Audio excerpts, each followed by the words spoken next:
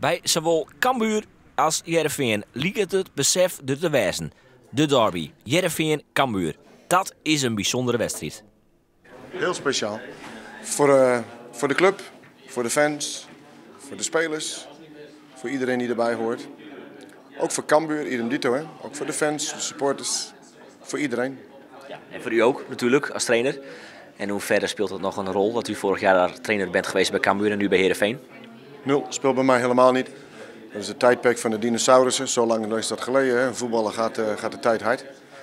Het is wel gebeurd en dat is hartstikke jammer dat het gebeurd is. Maar aan de andere kant, ja, bij mij overheerst wel in dat jaar van wat hebben we het hartstikke goed gedaan met z'n allen daar. Nou, we weten van, we hadden hetzelfde idee over voetbal. En vandaar past het vorige jaar al zo goed bij elkaar. En ja, daar jij ik Sander van Heijden en Jan Bruin bij voor hier.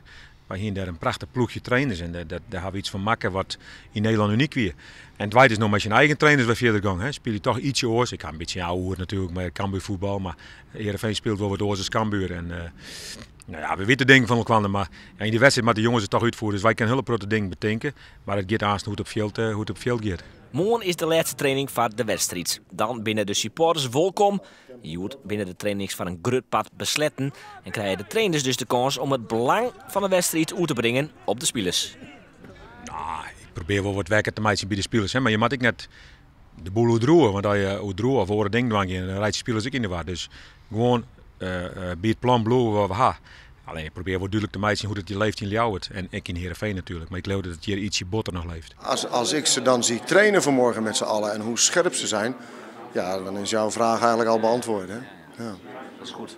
Ja, het was echt geweldig. Ja, geweldig zelfs. Hoe merkt u dat dan? Nou, gewoon het niveau, de focus, het niveau in beleving, maar ook gewoon in kwaliteit die ze laten zien. Dus jij vraagt mij een vraag van, hoe breng je dat over en kun je dat wel? Nou, zo'n training laten dan zien. Ik hoef niet meer te zeggen.